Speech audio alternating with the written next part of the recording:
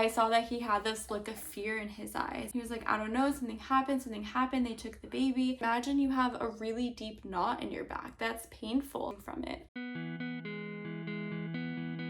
Hey guys, welcome back to my channel. My name is Megan, and today I wanted to do a story time of how my daughter broke her clavicle. When she first experienced this, I was Googling trying to find exercises we could do with her and different things, and I really didn't see a lot out there. And so I was hoping that if your baby has this issue and you're trying to find help for them, that this video would be a good resource for you.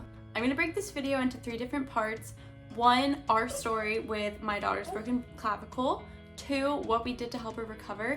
And 3, what you guys can do, different exercises to help with your baby. So first is the story. So I gave birth about 10 days early. If you guys haven't checked out my birth story, I'll link it up here so you can watch that. But I gave birth about 10 days early, and we thought that my baby was small because when we went to the doctor a week prior, they said that she was measuring about 6 pounds and something else. Not only was she 8 pounds, but she was 21.5 inches long. So she was a very long baby. She still measures insanely long. She was 27 inches at her 4-month appointment. But because of all of that, she ended up getting stuck when I was pushing her out, which is what broke her clavicle and led to me getting a 3rd-degree tear with stitches. It was really scary when this happened because I'm a first-time mom. This was my first time having a baby, and I didn't know what giving birth was like. I had never gone through it before, and I didn't know specifically once the head crowned and you were pushing what that was supposed to be like. And so it lasted probably a minute, the delivery part of me pushing, and there was all these people, maybe like 6 people, and they were pushing down on my stomach and maneuvering my body in weird ways, and I just had to continuously push for that entire minute. And I did not know that during that time, my husband, who had been very involved during my birth, helping with the different positions and coaching me through pushing, got pushed out of the way so that they could do this and press on my body in different ways. I did not know that the baby had gotten stuck, and my first sign that something was wrong was my eyes were closed the entire time I was pushing, just like focusing down on my counts. And when I opened them to see if the baby came, I saw the baby, so I knew that she came out. And then I looked at my husband and he had tears in his eyes. And at first I thought it was because he was so overjoyed with emotion because our daughter was just born. But then after I looked at him a half beat longer, I saw that he had this look of fear in his eyes, and I didn't know why he looked so fearful. And so I immediately was like, what's wrong? What's going on? He was like, I don't know, something happened, they took the baby. And the baby immediately went over to this little station that was in the room, and they started looking at the baby and doing things. And they told us that they thought that she broke her clavicle because she had gotten stuck during birth. They did ask if we wanted to do an x-ray to see if it was actually broken or not. And we did, and they confirmed that she did in fact break her clavicle. What they did in the hospital was they had like these little hospital long sleeve shirts, and they took a safety pin and they pinned her sleeve like this across her shoulder. And so since she was so small, being a newborn, there was extra room in the clothes, and we could just pin her sleeve to her shirt. And so that's what we did for the first couple of weeks until we went to our 2-week doctor appointment, which had been with a different pediatrician from her initial 2-day appointment. And she was like, why is your baby's arm pinned? And we were like, oh, she broke her clavicle. And she's like, in all my years of being a doctor, I have never seen a baby's arm go in a sling. They really don't need that. And so at that point, we had taken the sling off, but she had referred us to a physical therapist. They have specific pediatric physical therapists who can help you if your baby has an injury, in helping them to overcome the injury. We ended up not doing it because around the 2-week mark to the 3-week mark, we noticed significant improvements, and she wasn't as fussy as she had been before. She specifically would get fussy when we were changing her clothes. If I were to lift her like this under the armpits, that would cause a lot of pain. If we tried to massage her, she would get very fussy and things like that. So those were a lot of signs that we had noticed. But by around the 3-week mark, we stopped noticing those things. She seemed to be good, and we finally got approved for tummy time at our 1-month appointment, because since she had broken her clavicle, we were not allowed to do tummy time. Some of the things that we did to try and help with this, as I just mentioned, massage. They get very tense in their back and neck muscles, especially when they have an injury. And so doing little massages like this in the back of the neck, on the back, on the shoulders, all throughout this area is very helpful. She did not like it at all during the time because it was very tense. Imagine you have a really deep knot in your back. That's painful. Afterward, you feel so much better and such relief from that pain. And it's the same thing with the babies. So that was something that was very helpful that we did. Other than that, we really just let time heal.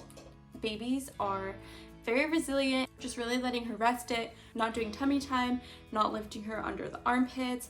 I really didn't put her in many outfits. First, we needed things that were more long sleeve and could sling.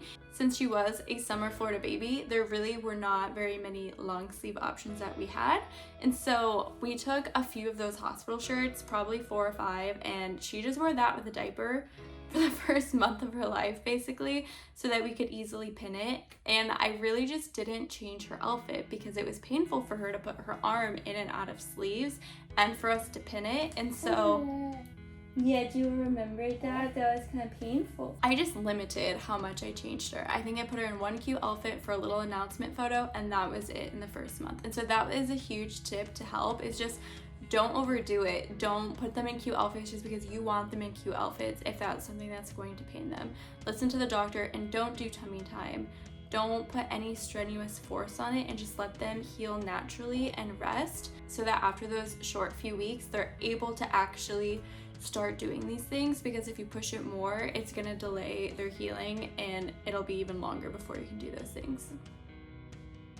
Now, some exercises that we did do around the 3 to 4 week mark to kind of help alleviate some of the issues that came about because of this. Massage, as I mentioned.